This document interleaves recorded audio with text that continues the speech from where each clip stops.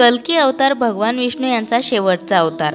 कल्की अवतार हा हिंदू धर्मातील देवता विष्णूंचा दशावतारापैकी 10वा अवतार आणि भविष्यातील अवतार मानला जातो।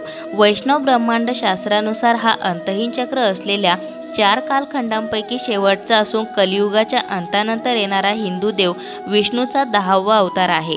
जेव्हा कल्की देवदत्त नावाचा शुभ्र घोड्यावर स्वार होऊन तेजस्वी तलवारांनी सर्व पापी अधर्म दुष्ट लोकांचा विनाश करेल, तेव्हा सतयुग प्रारंभ होईल।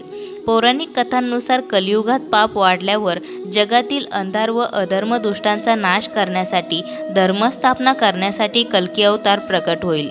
कलियुगात कली राक्षसाचा विनाश करेल। कल्की अवताराला निष्कलंक भगवान या नावाने देखील ओळखला जाईल। हा अवतार 64 कलांनी पूर्ण असलेला निष्कलंक अवतार आहे। कल्की हा अवतार कलियुग व सतयुगाच्या संधी कालामध्ये होईल। सर्वप्रथम महाप्रलय येऊन कलियुगाच्या अंतानंतर सत्ययुग सुरू होईल। कलियुगाचा कालावधी 4,32,000 वर्षे आहे। विद्वानांच्या संशोधनानुसार इसवी सन पूर्व 3102 या वर्षी कलियुग सुरू झाले।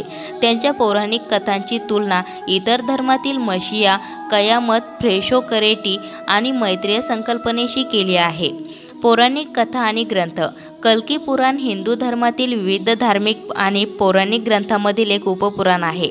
कल्की पुराण अनुसार सिंहल देशाधिपती बृहद्रथ राजा आणि त्याची पत्नी कौमुदी यांची कन्या पद्मा हिच्याशी कल्कीचा विवाह होईल। किकट देशातील शंबल नावाच्या ग्रामात विष्णू यश नावाच्या ब्राह्मणाचा पुत्र म्हणून हा जन्म घेईल। गोत्र पराशर असेल, याज्ञवल्क्यजी पुजारी असतील आणि भगवान परशुराम कल्कीचे गुरु असतील। कल्की पुराणात दिकांतून केले आहे। कल्कीला कलंकी असेही म्हणतात। शीख धर्मात शीख धर्म गुरु गोविंद सिंह यांची रचना केली 24 अवतार हा दशम ग्रंथांचा एक भाग आहे। दशम ग्रंथांमध्ये विष्णूंच्या 24 अवतारांचे वर्णन केले आहे।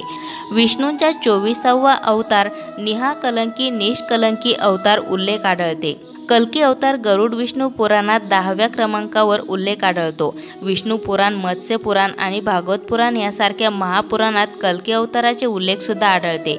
अशाच नवनवीन माहिती व्हिडिओसाठी मंगलम या चॅनलला सबस्क्राईब करून बेल आयकॉनला जरूर प्रेस करा।